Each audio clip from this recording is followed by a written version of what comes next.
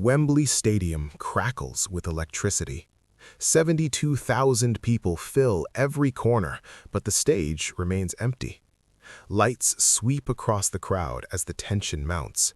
This is no ordinary concert. It's a tribute, a farewell. 6 months earlier, on November 24, 1991, Freddie Mercury had closed his eyes for the last time at his home in Garden Lodge, London. AIDS had ravaged his body for years, a silent battle the world only learned of 24 hours before his death. Brian May, Roger Taylor, and John Deacon are backstage. The weight of the moment is crushing. For 20 years, Queen had been a quartet. Now they are a trio. The question hangs in the air like thick smoke. Can Queen exist without Freddie Mercury? Elton John opens the concert, then David Bowie, George Michael, Annie Lennox. Each artist performs a Queen classic, each song an open wound. When Brian May plays the guitar solo on Too Much Love Will Kill You, tears stream down his face. The camera captures that moment, a man confronting the void left by his best friend. But to understand this ending, we must go back. Freddie Mercury wasn't born Freddie Mercury. He was born Farrokh Bulsara on September 5, 1946, in Zanzibar, Tanzania, the son of Parsis who had emigrated from India. His childhood unfolded amidst cultures, languages, and identities. At the age of 8, he was sent to a boarding school in India where he discovered the piano. His teachers noticed something unusual. This shy boy transformed in front of the instrument. In 1964, the Zanzibar Revolution forced the Bulsara family to flee. They settled in Feltham, England. Farrokh was 17 years old and had an accent that marked him as a foreigner. He studied graphic design at Ealing Art College, where he met Tim Staffel, bassist for a band called Smile. At those rehearsals, he met Brian May, an astrophysicist with a homemade guitar called the Red Special, and Roger Taylor, a frustrated dentist turned drummer. When Staffel left Smile in 1970, Farrokh saw his chance. "I can sing better than him," he told them. May and Taylor hesitated. This flamboyant young man with prominent teeth didn't seem like the obvious choice, but when he opened his mouth, the room shook. Farrokh Bulsara died that year. Freddie Mercury was born. He chose the name himself, Freddie for its English sound, Mercury for the Roman god of messengers, for the planet closest to the sun, for speed and brilliance.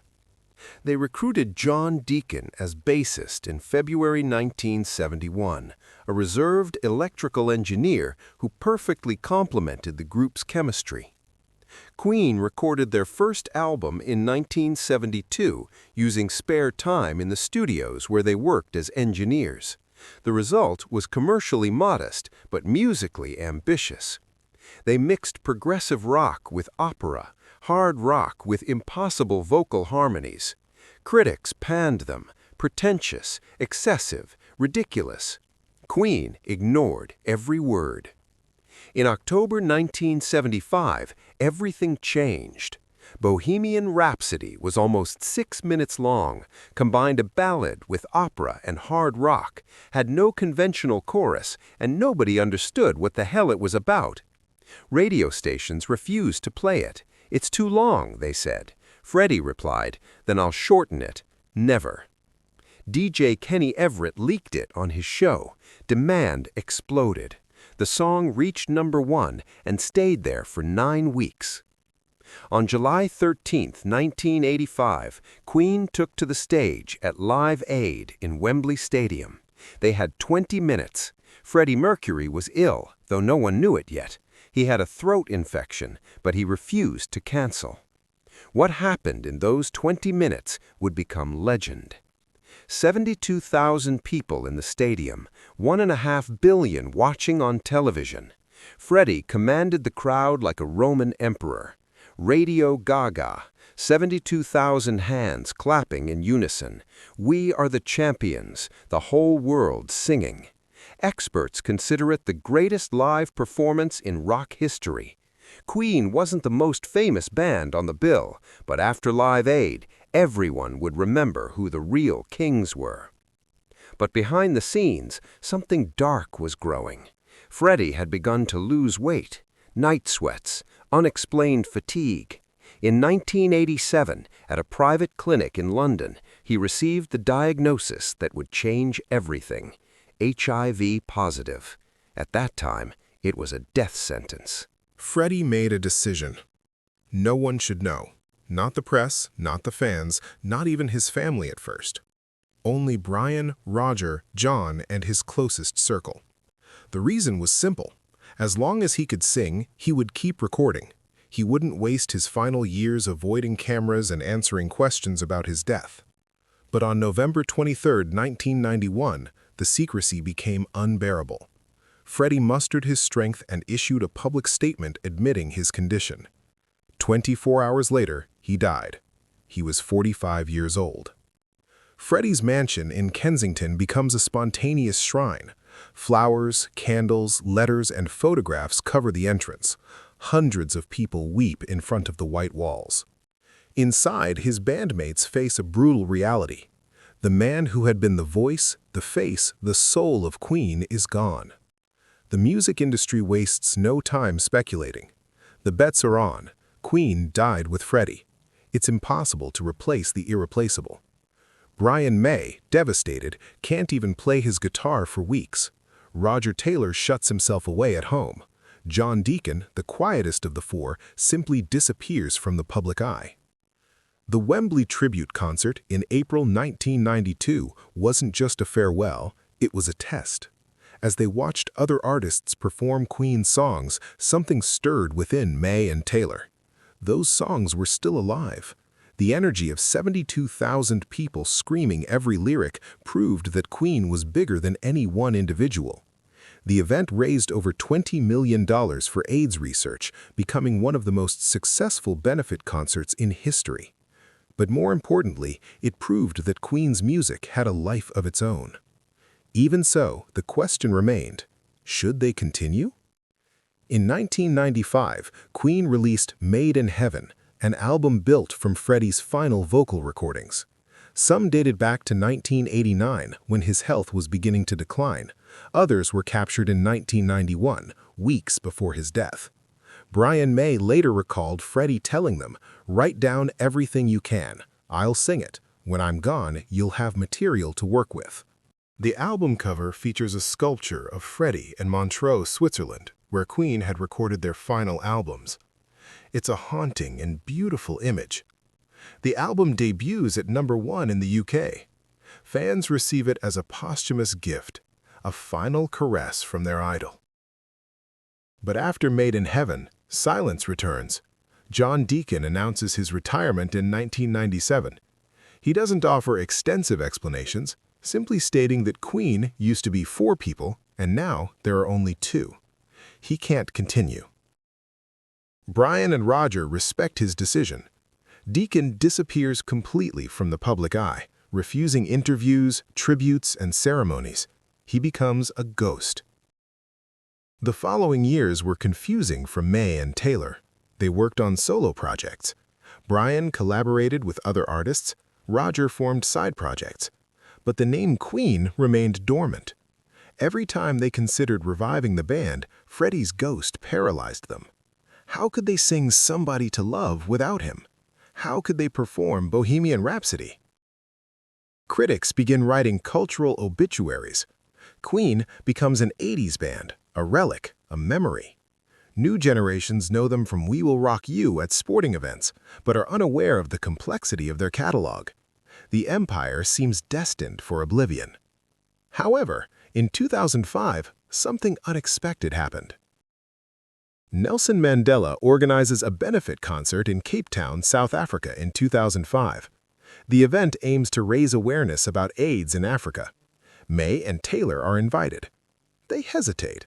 They've played sporadically with guest singers, but nothing formal, nothing that could be considered Queen. During rehearsals, they meet Paul Rodgers, the legendary vocalist of Free and Bad Company, with his powerful, soulful voice. Rodgers suggests singing some Queen songs. The chemistry is immediate. He doesn't try to be Freddie. He doesn't imitate his mannerisms or his timbre. He simply sings the songs with respect and power.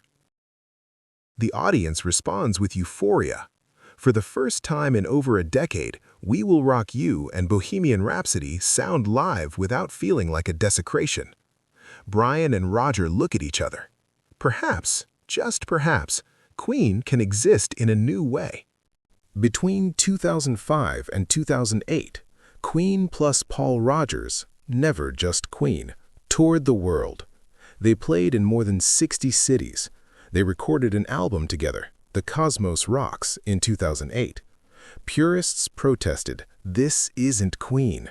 More open-minded fans countered, "Freddie's music deserves to be heard live." The project was commercially successful, but emotionally incomplete. Rodgers was magnificent, but his style was different. The songs worked, but something essential was missing. In 2009, Rodgers and Queen parted amicably. There was no drama, they simply acknowledged it was a temporary experiment. Brian and Roger are back in limbo. They've proven that Queen can play live, but they haven't yet found the right formula. May 2009. Brian May and Roger Taylor appear as mentors on American Idol, the popular American talent show.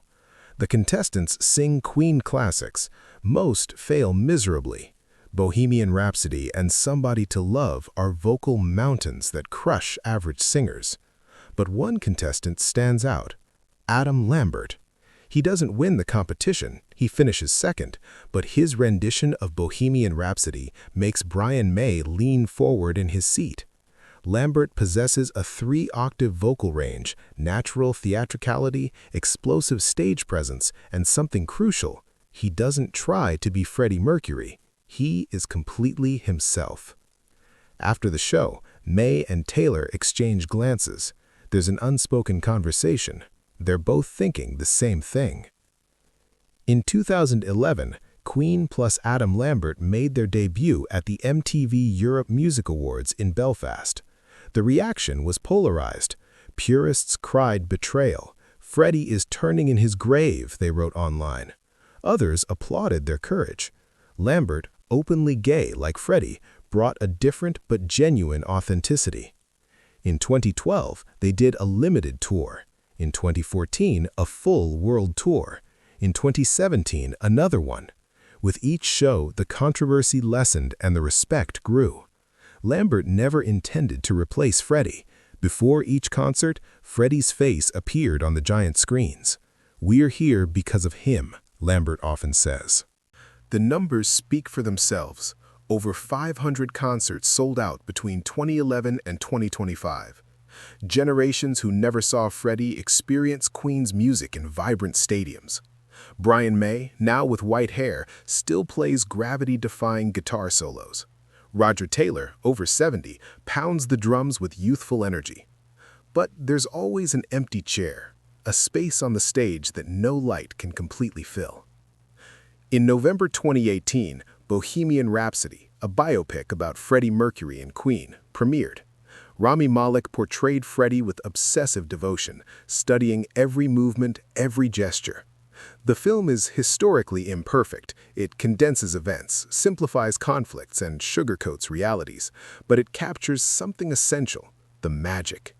It grossed over $900 million worldwide, becoming the most successful musical biopic in history up to that point. Malek won the Oscar for Best Actor. But the real triumph was something else entirely. Millions of teenagers discovered Queen. Streams of Bohemian Rhapsody on Spotify exploded. An 80s band became a 2018 phenomenon. Brian May and Roger Taylor, executive producers of the film, observed something extraordinary. Freddie has returned. Not physically, but his image, his voice, his spirit are once again invading the culture. TikTok is flooded with young people singing Somebody to Love. YouTube is registering billions of views on videos of old concerts. By 2025, Queen had sold over 300 million records worldwide. Bohemian Rhapsody was the most streamed song of the 20th century. Their 1981 compilation, Greatest Hits, was the best-selling album in UK history, surpassing even the Beatles' Sgt. Pepper's Lonely Hearts Club Band. Queen's catalog generates approximately $40 million annually in royalties. Brian May and Roger Taylor continue to manage the legacy with an iron grip. John Deacon, still retired, receives his share without being involved. Freddie Mercury's family, his sister Kashmira, and the heirs of his will also share in the profits. But beyond the money, the cultural impact is immeasurable. "We Are the Champions" has become a universal victory anthem. "Another One Bites the Dust" dominates sporting events. "Don't Stop Me Now" has appeared in movies, commercials, and memes. Queen transcends generations, borders, and languages. John Deacon lives in London. He is now over 70 years old. He refuses all interviews. He does not attend ceremonies. When Queen was inducted into the Rock and Roll Hall of Fame in 2001, he did not appear. When they received the Grammy Lifetime Achievement Award, he sent an apology. Brian and Roger respect his decision, but admit it hurts. "There were 4 of us," Mai says in interviews. "Now there are 2.5 of us. Adam is with us, John is gone, and Freddie never really leaves us." Deacon made a decision many consider noble. If Queen can't be what it once was, he prefers to remember it intact. He doesn't want to dilute the memory. He doesn't want to turn the band into a franchise. His silence is his way of honoring Freddie. In Montreux, Switzerland, overlooking Lake Geneva, the statue of Freddie Mercury is covered in fresh flowers every day. Tourists from all over the world make pilgrimages. They leave notes, photographs, rainbow flags. "Thank you for the music," they write. "Thank you for being yourself." At Garden Lodge, fans still decorate the exterior wall with messages. Mary Austin, Freddie's great love and the main heir to his fortune, continues to live on the property, protecting his privacy and his memory. Brian May, at 77, continues to play. Roger Taylor, at 75, still hammers away at the drums. In 2025, they announce new tour dates with Adam Lambert. Tickets sell out in minutes. The question of whether Queen can exist without Freddie Mercury has been answered. They can exist, but it will never be the same. And that's okay. Because Queen before Freddie was a promise. Queen with Freddie was a miracle. And Queen after Freddie is a testament. A reminder that true music doesn't die when its creator is gone. It multiplies. It transforms. It becomes part of the air we breathe. The emperor is dead, but the empire he built continues to conquer hearts. One by one, in every stadium, in every song, in every new generation that discovers that there is something called Bohemian Rhapsody, and that, for some inexplicable reason, makes them feel that they are listening to something bigger than themselves, something eternal, something called Queen.